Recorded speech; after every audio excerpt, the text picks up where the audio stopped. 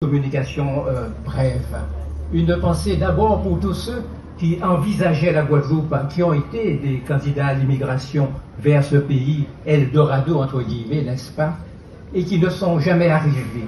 Ceux-là, ils ont été victimes de la promiscuité dans des dépôts en Inde, comme celui de Boranipur, de Calcutta, que j'ai pu visiter, qui a été détruit récemment par les autorités indiennes. Il y a des promoteurs aussi en Inde. Et ces gens, victimes de maladies à bord, de malaria, de la variole et d'autres maux, croupissent pour l'éternité au fond des océans entre l'océan Indien et notre mer des Caraïbes, victimes de squales et autres. Une pensée pour eux. Une autre pensée pour ceux, et ils sont plus nombreux qu'on ne le pense généralement, qui ont pu effectuer ce travail de retour vers l'Inde au bout du contrat.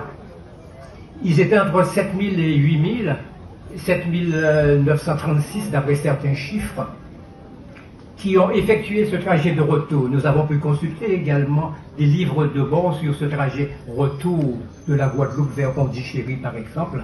Toutes choses que vous pourrez trouver aux archives nationales de l'outre-mer, voire aux archives départementales, qui sont une véritable source. Je reviendrai là-dessus.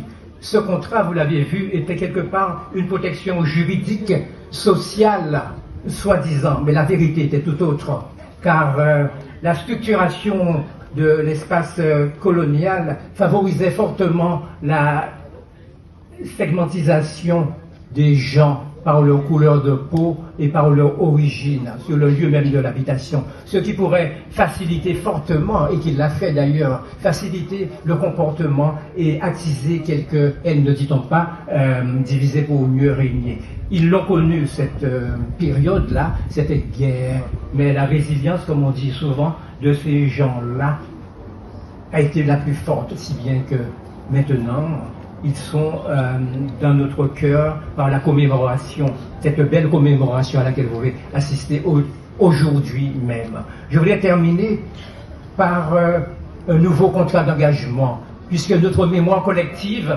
nous devons l'alimenter.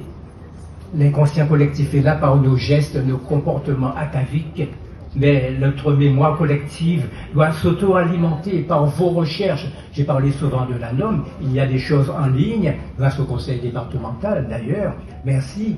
Il y a des choses que vous pouvez retrouver régulièrement en discutant avec les plus anciens, comme M. André Périanayagon, comme d'autres qui ont fondé des choses. J'en veux pour preuve Francis Ponamon, cofondateur du Soleil Indien, tous ces magazines qui existent encore, que l'on peut retrouver en fréquentant ceux qui ont su, qui sont des sachants d'hier, mais qui font que vous serez des sachants d'aujourd'hui et de demain, car la transmission doit s'effectuer dans ce sens-là.